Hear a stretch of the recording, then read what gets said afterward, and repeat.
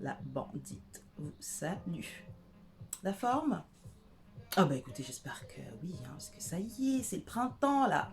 Hein, les beaux jours arrivent, ils sont déjà là depuis quelques jours, mais ça fait trop du bien quoi. Ok, bon, on est enfermé, mais bon, ça va quoi. Relativisons un peu. Hein. Et si aujourd'hui je vous proposais de parler de sexe? Ouais, sexe. Mais sexe en conscience. Ouais, là c'est un peu moins sexy. Ah non, faut avouer hein, quand même que la création nous a donné quand même cet acte-là qui est juste magnifique, quoi. Sans sexe, sans sexe, on n'est rien. Tu peux avoir tout l'argent du monde, si t'as pas de sexe, ça va pas dans ta vie, quoi. Hein. Après, la santé, c'est le sexe, quoi. Mais de toute façon, pour être en santé, il faut du sexe. Santé mentale et physique. Ben oui, parce que le sexe joue sur nous émotionnellement, psychologiquement et physiquement. L'adrénaline que ça nous procure a un effet dangereusement dévastateur sur nous, dans le bon sens. Le sexe, c'est ça. C'est très simple et c'est complexe. Très simple, pourquoi? Parce que n'importe qui peut avoir du sexe, faire du sexe, n'importe qui peut avoir des rapports sexuels avec une autre personne. C'est pas ça le plus compliqué. Le plus compliqué, c'est quand il y a à gérer un petit baby qui arrive là derrière. Et oui, les jeunes ou les grands enfants qui pensaient que le sexe c'est un jeu. Bah tenez-vous bien hein, parce que je vais vous apprendre un truc. Hein. Le but premier d'un rapport sexuel, c'est la procréation. C'est tout. Vous le voyez dans la nature, vous le voyez chez la population animale. On fait du sexe pour procréer.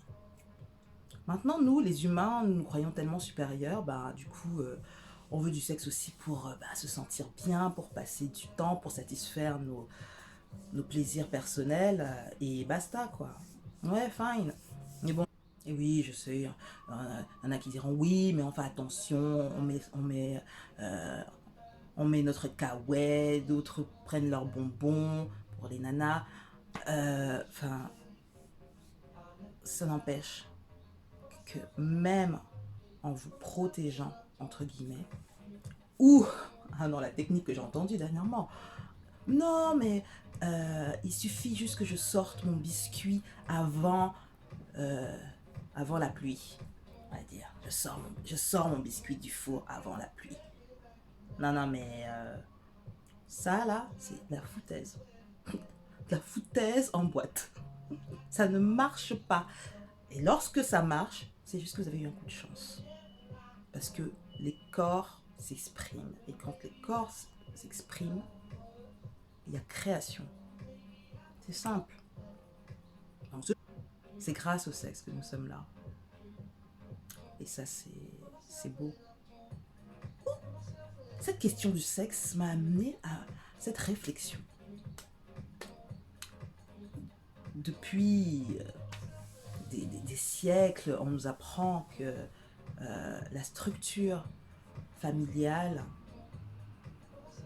qui reflète le plus l'amour, c'est cette cellule-là de 3 personnes qui est vendue et implantée dans le cerveau de... Ils s'aimèrent, se marièrent et eurent beaucoup d'enfants.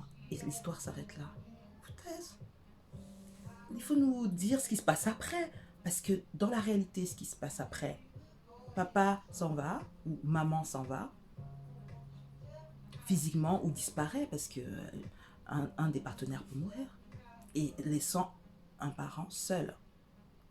Donc la famille se réduit à 2, papa et l'enfant, maman et l'enfant. Ou vous avez papa et maman qui se séparent.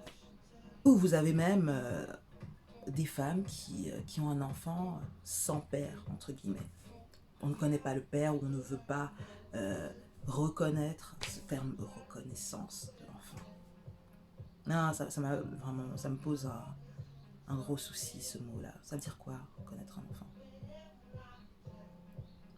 Il y a des hommes qui reconnaissent leur enfant sur le papier, mais qui ne s'en occupent pas, qui ne s'en occupent pas du tout.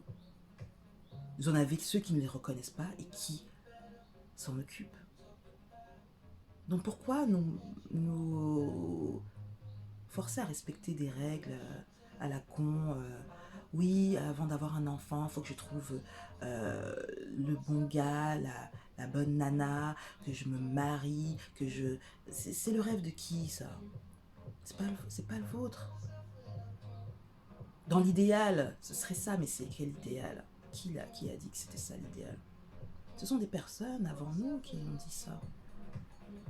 Moi, je dis, ce n'est que mon avis, hein, l'idéal, c'est d'aller vers ce que l'on veut vraiment. Et de ne pas juger ceux qui vont vers leur projet de manière différente de la vôtre. Non, aujourd'hui, on juge les mères célibataires comme ça, gratos. Les mères et les pères, d'ailleurs, célibataires, gratos, sans avoir pris le temps de connaître l'histoire de la personne. Non, vous voulez pas juger ces personnes, quoi. Est-ce que vous suiviez le processus, soi-disant, classique ou non? Il y a 50% de chances que ça continue, comme 50% de chances que ça ne continue pas. Et le monde d'aujourd'hui nous le prouve. Le nombre de mères célibataires, de pères célibataires qui augmente sans cesse. Le nombre de parents séparés, enfin de parents, de couples séparés avec enfants augmente sans cesse. Le nombre de familles recomposées augmente. Donc franchement aujourd'hui, moi je dis, il n'y a pas de règle. Il n'y a pas de règle. Donc étant donné qu'il n'y a pas de règle, il n'y a pas à juger des gens qui sont tout seuls à s'occuper de leurs enfants. Ils sont aussi respectables, sinon même plus respectables que un couple qui s'occupe des enfants. Parce que cette personne-là, seule qu'elle soit, elle fait le travail de deux. Au mieux. Parce que vous avez des familles avec papa, maman qui font le travail et ça donne... ça donne... ça donne ce que ça donne, quoi. J'ai envie de dire, pas évident même à deux. Donc les personnes seules avec un enfant ne devraient pas être jugées ou regardées de travers. Au contraire, on devrait les admirer. Et pour ceux qui disent oui, mais c'est un peu égoïste par rapport à l'enfant, c'est il faut penser à l'enfant.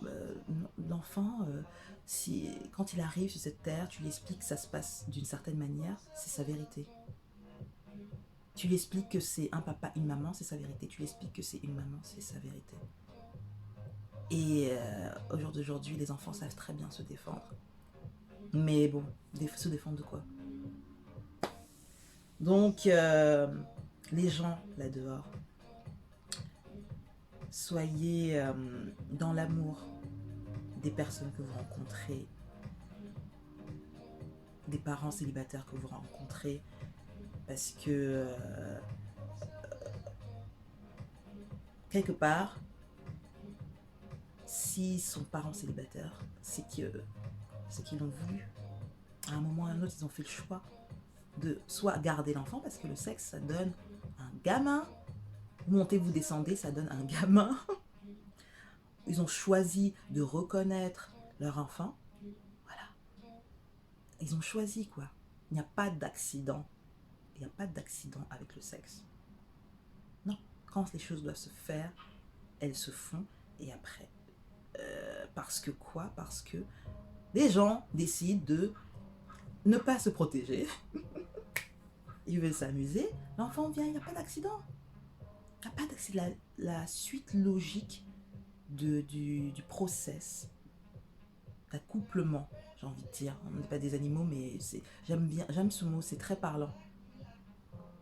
l'accouplement, c'est la réunion d'un couple, la symbiose d'un couple. Voilà, c'est un enfant. Donc, des personnes qui se retrouvent seules l'ont choisi en se séparant, en divorçant, en acceptant d'avoir des rapports sexuels avec une personne sans se protéger. Je ne parle pas des personnes, des cas de viol, hein, d'accord. Bon, c'est pas le sujet, ça existe aussi. Et ça me fait très mal, c'est très douloureux. Mais voilà, il n'y a pas d'accident.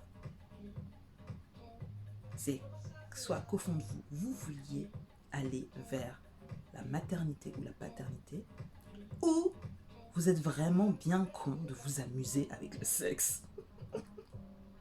Salut. Hein, et elle vous souhaite quoi? Beaucoup d'amour, d'accord? Et du sexe en conscience. La bandite ne dit pas que des conneries.